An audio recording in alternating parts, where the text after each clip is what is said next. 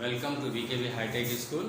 NCERT के 10वीं की किताब विज्ञान प्रकाश का परिवर्तन जो पहला चैप्टर है उसमें मैं आज चौथे दिन आप सभी के सामने हाजिर हूँ। आज का हमारा टॉपिक है गोलीय दर्पण, एस्फेरिकल मिरर। इस एस्फेरिकल मिरर गोलीय दर्पण में आज हम लोग समझेंगे ध्रुव, वक्रता केंद्र, वक्रता त्रिज्या, प्रधान या मुख्य अक्ष, फोकस केंद्र या फोकस और फोकस दूरी। इसके पहले अब प्रश्न उठता होगा कि ये ध्रुव कहाँ से शब्द आ गया, वक्रता केंद्र कहाँ शब्द आ गया, वक्रता त्रिज्या, ये सब शब्द कहाँ है? क्या होता है एस्फेरिकल मिरर? एस्फेरिकल मिरर को अगर देखें तो यह स्फेयर शब्द से बना हुआ है। स्फेयर का मतलब होता है गोला। गोला जानते हैं? आपने गोला खरीदा है किराना दुकान से? नारियल का गोला खरीदा है, गोला। अच्छा, और कहीं भी आपने गोला देखा है? कहाँ गोला देखा? बल्ब का गोला, बारूद का गोला देखा। अच्छा चलिए, वो भी मान लिया मैं, बारूद का गोला देखा है। और क्या गोला देखा है? बारूद का गोला देखा नहीं है, सुना है बारूद का गोला। और क्या चीज? और कोई गोला नहीं देखा? बैलून नहीं देखा आपने? गोल वह गोला नहीं है। गेंद गोला नहीं है। फुटबॉल गोला नहीं है आपका। बहुत सारे चीज गोला देखा होगा आपने। अनार देखा है, सेब, संतरा, ये सब क्या है? गोला। उसको स्फीयर कहते हैं। क्या कहते हैं? गोल ठोस जो आकृति होती है उसको क्या कहते हैं? क्लियर? अब यहाँ मिरर की बात करते हैं। एस्फेरिकल मिरर, ऐसा मिरर जो किससे बना हो? स्फीयर से बना हो। अच्छा ये बताइए, हमने समतल दर्पण बनाने के लिए क्या लिया था? कांच लिया था ना? ऐसा कांच लिया था जो ट्रांसपेरेंट था, इस पार से उस पार, लेकिन हमने उसको कलई कर दिया था तो दर्पण बना था ना। अब यहाँ पर भी हम जो गोला लेंगे वो कैसा गोला लेंगे? सीधी सी बात है, कांच का गोला लेंगे। कैसा गोला लेंगे? कांच का गोला। गेंद कांच का, क्या लिया हमने? कांच का गोला लिया, कांच का हमने गेंद लिया। क्लियर? आर पार दिखाई एकदम ऐसे, है ना? यह आर पर दिखाई दे रहा है, यह गोला। इसको मैंने क्या किया? हीरा से काटा जाता है कांच को, काट दिया, काट दिया, दो आधा हो गया। अब दो आधा करने के पश्चात मैंने बोला कि इसको कलई कर दो। एक हिस्सा आपको दे दिया और एक हिस्सा लड़के के ग्रुप को दे दिया और एक हिस्सा लड़कियों के ग्रुप को दे दिया। दो हिस्सा दिया था जी मैं। कितना हिस्सा दिया था? दो। एक ये हिस्सा हो गया और एक ये हिस्सा हो गया। और मैंने कह दिया आपको क्या करने के लिए, और यह क्या है? कांच है। बहुत आहिस्ते से बढ़िया से पकड़ कर आपको कलई करने के लिए मैंने दे दिया। लड़कों का दिमाग, अपना दिमाग, कलई कर दिया। क्या कर दिया? चांदी का परत चढ़ाकर पेंट प्राइमर लगा दिया। कलई हो गया कि नहीं हो गया? लड़कियों का दिमाग,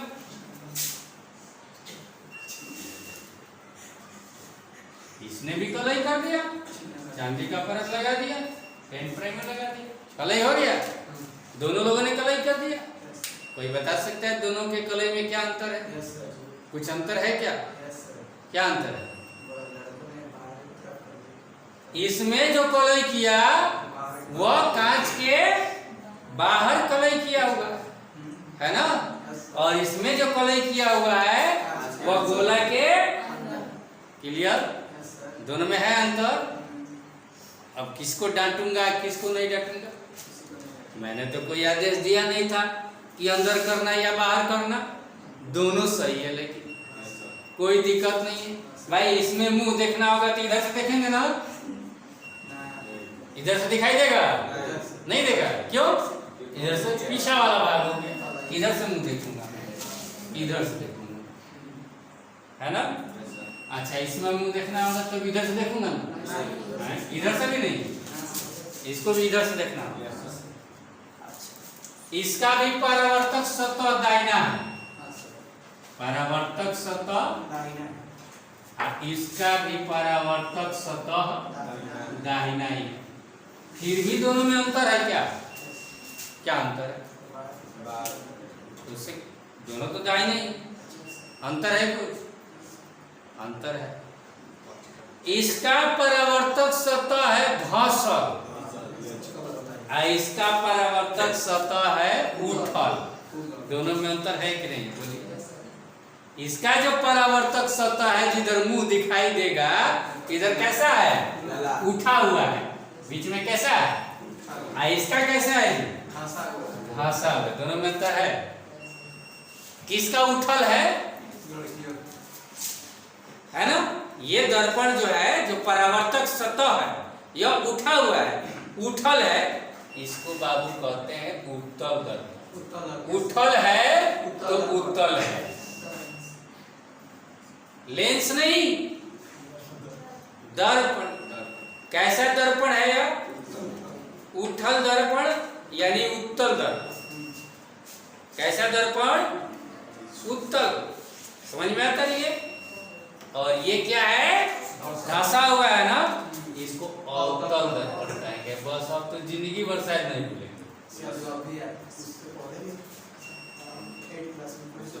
उस समय कभी पढ़े होंगे तो इस तरह से नहीं भुला जाते कंफ्यूजन कि किसको उत्तल किसको अवतल। इसमें जरूर ये तो याद है कि उत्तल और अवतल होता है, लेकिन कंफ्यूजन जरूर हो जाता होगा कि किसको उत्तल कहेंगे और किसको, लेकिन अब नहीं भूलेंगे कि उत्तल किसको कहेंगे।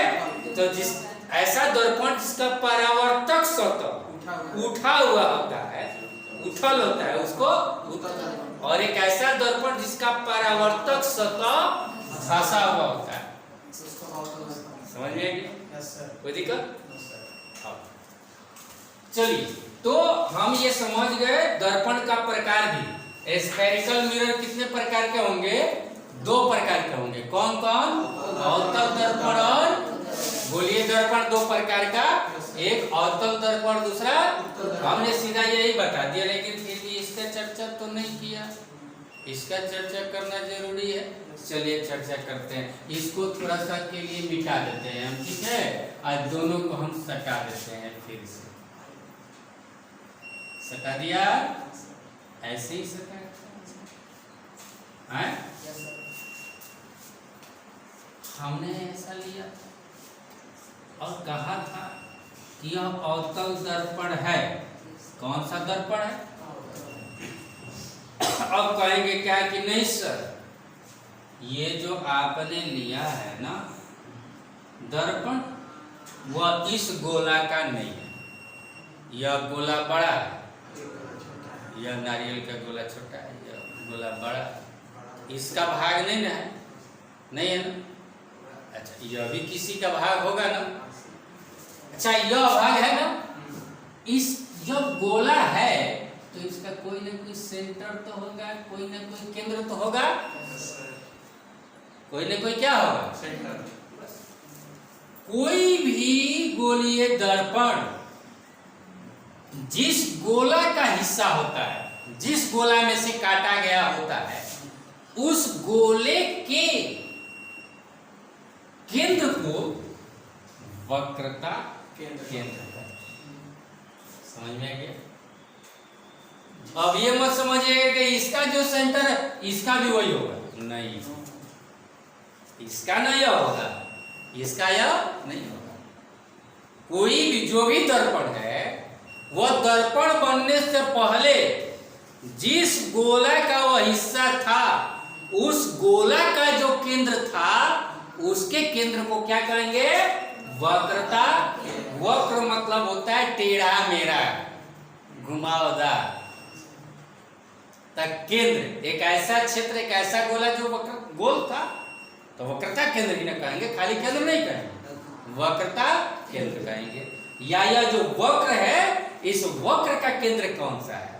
तो वह दर्पण जो दर्पण जो है जिस गोले का हिस्सा होता है, उस गोले के केंद्र को क्या कहेंगे? वक्रता केंद्र कहेंगे। क्लियर है? अब इसमें हम क्या करते हैं, एक इमेजिनरी लाइन खींचते हैं, काल्पनिक रेखा। इमेजिनरी लाइन का मतलब क्या होता है? काल्पनिक। रियल में कोई रेखा नहीं जाता है देखा, है ना? रियल में कोई रेखा नहीं होती। इसमें रेखा और किरण किसी घर के किसी का नाम नहीं ना है। एक बार की बात है, मैं पढ़ा रहा था, एक लड़की की मम्मी का नाम था किरण, और बार बार मैं किरण किरण किरण किरण बोल रहा था, और वो हंसे जा रही थी, पता नहीं, और लड़कियां अगल बगल के हंस रही थी। बाद में पता चला कि उसकी मम्मी का नाम, हालांकि मुझे भी याद था कि उसकी मम्मी का नाम किरण, लेकिन उस समय याद नहीं था। बाद में दिमाग, वो तुम्हारी मम्मी का नाम किरण। तो घबराने की बात नहीं है। किरण और रेखा और बिंदु भी, किरण रेखा बिंदु सब ये बहन है ना? तो देखिए, यह हमने एक रेखा खींचा, यह एक काल्पनिक रेखा होती है। यहाँ पर भी कोई भी दर्पण लेते हैं, एक ऐसा रेखा खींचते हैं जो उसके सेंटर, जो उसके केंद्र से होकर जाती है ना? इस रेखा को ही हम लोग प्रधान या मुख्य अक्ष कहते हैं, प्रिंसिपल एक्सिस कहते हैं। क्या कहते हैं? जिसको प्रधान अक्ष हमने मान लिया अपना कि यह एकदम मेरा लकीर है, लक्ष्मण रेखा है ना? और यह रेखा केंद्र से होकर जाती है। अब वह रेखा जो दर्पण के केंद्र से होकर और दर्पण से जहां पर टकराती है टकरा रही है यहाँ पर, इसको P कहते हैं, इसको सेंटर C कहते हैं, सेंटर ऑफ कर्वेचर, वक्रता केंद्र। और यह दर्पण पर वह बिंदु जो केंद्र से होकर जो प्रधान अक्ष खींची गई है, वह रेखा से यहाँ टकराती है, इसको क्या कहते हैं? उसको कहते हैं ध्रुव। क्या कहते हैं? ध्रुव। पोल इसको कहते हैं इंग्लिश में, इसे इसको P से करते हैं। पोल मतलब ध्रुव। तो यहाँ भी इसका P कहाँ होगा? ये होगा। यह बिंदु क्या कहलाएगा? P। क्लियर? अब आप जानते हैं, जैसे यह वृत्त है, तो केंद्र से परिधि की दूरी को क्या कहते हैं? त्रिज्या कहते हैं। केंद्र से परिधि की दूरी को क्या कहते हैं? तो आप समझ गए होंगे कि वक्रता त्रिज्या किसको कहेंगे। C से P की जो दूरी होगी, यहाँ C से इस P की जो दूरी होगी क्या होगी? वक्रता त्रिज्या कहलाएगा। क्लियर? तो वक्रता त्रिज्या भी हो गया, प्रधान या मुख्य अक्ष समझ में आ गया। अब बात करना है फोकस केंद्र, फोकस या फोकस। क्लियर?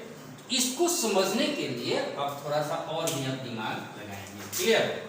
इसको मैं मिटा रहा हूं।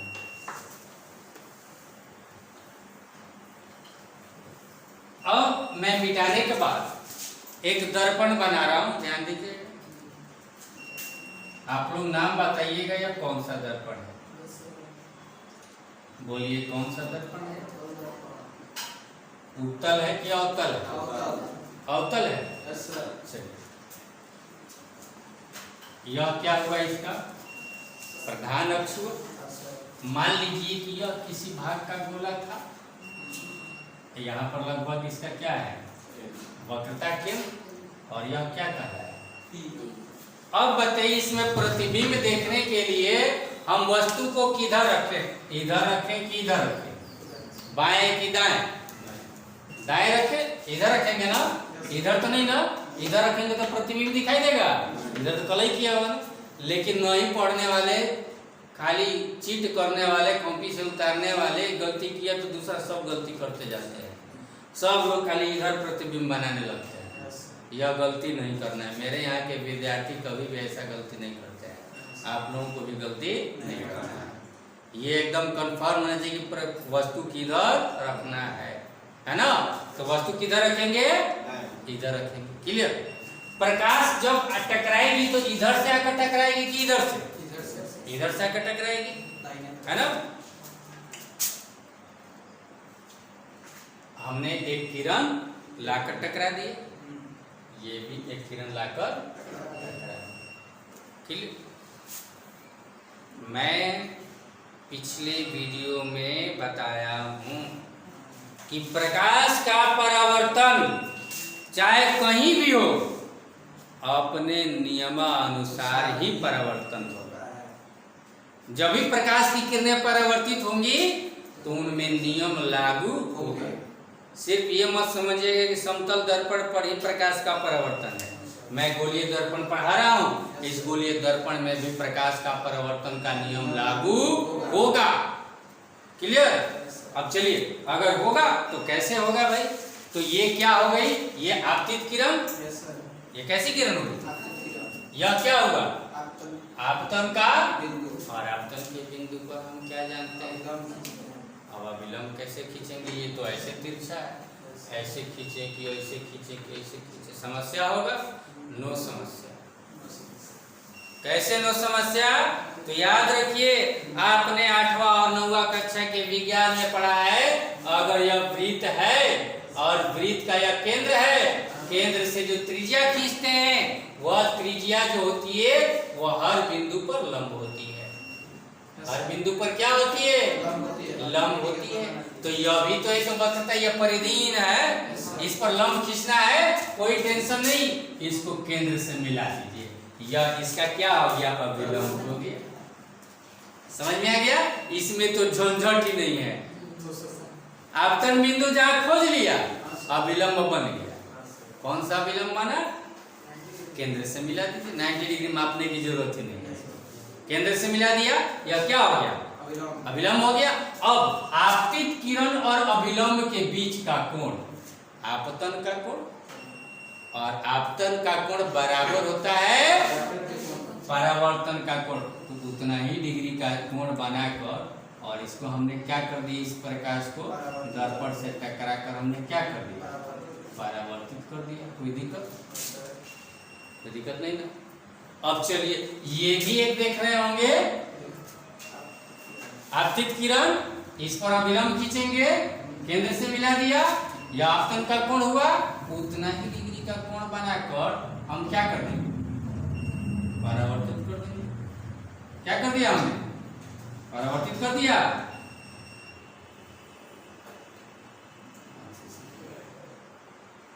कर दिया। आपने कुछ खास चीज देखा, यह अवतल दर्पण है। यह किरण, आपतित किरण, दो किरणों को जो दिखाया हूं, ये दोनों समानांतर किरणें थी। मैं दो किरणों कह रहा हूं, चलिए एक और किरण ले लिया, एक और किरण ले लिया, एक और किरण ले लिया, एक और किरण ले लिया, लेकिन सब किरणों की खासियत है, क्या खासियत है कि सब समानांतर है ना।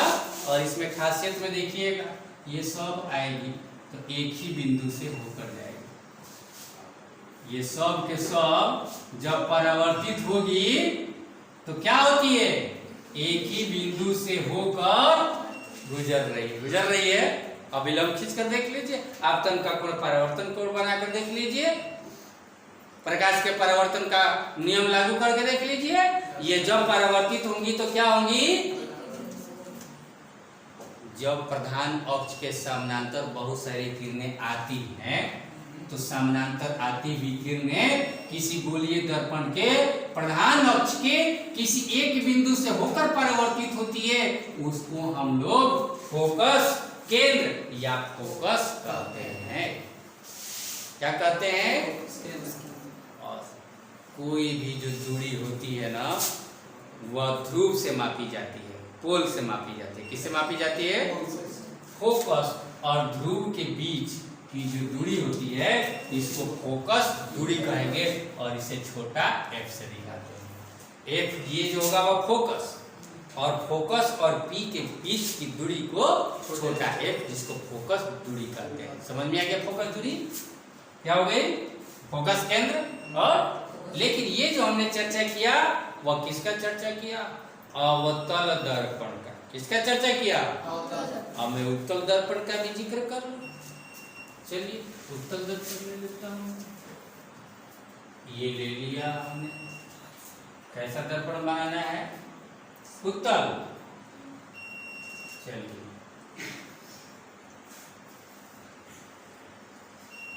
देखिए तो ये उत्तल दर्पण है कि अवतल है ना? उत्तल।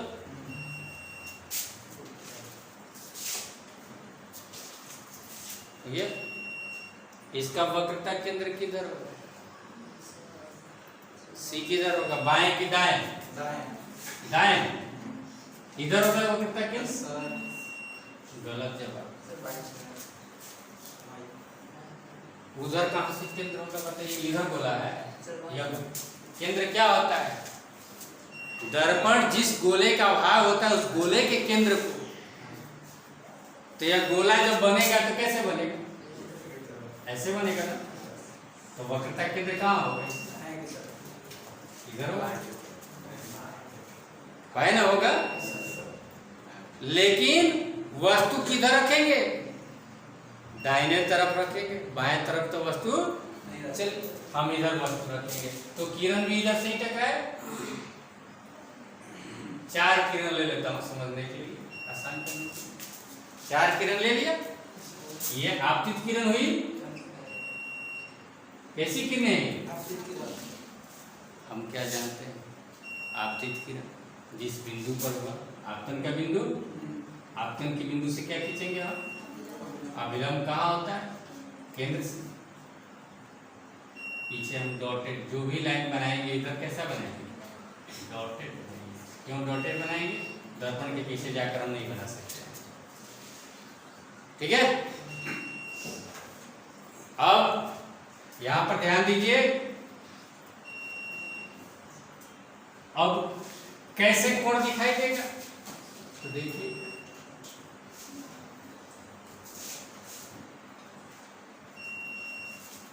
परावर्तित तो इधर ही होगी ना।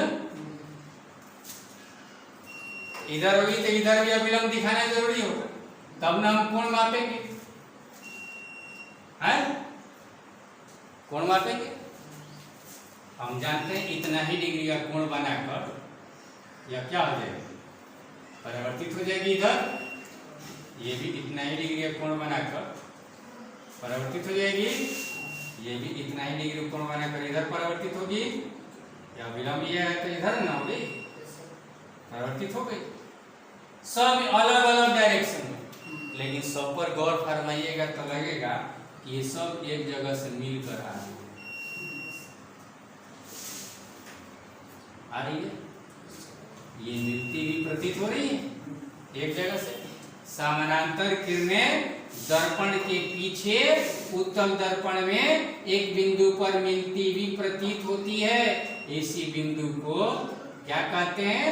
उत्तल दर्पण का फोकस कहते हैं। क्या कहते हैं? उत्तल दर्पण का। और इसके यह P हुआ, फोकस और P के बीच की दूरी को F क्या कहते हैं? क्लियर? समझ में आ गया? दोनों का हमने फोकस दूरी दिखा दिया। एक और चीज ध्यान देंगे, 1 मिनट का खेल है, बढ़िया से देख लीजिए। हम अगर ऐसे जा रहे हैं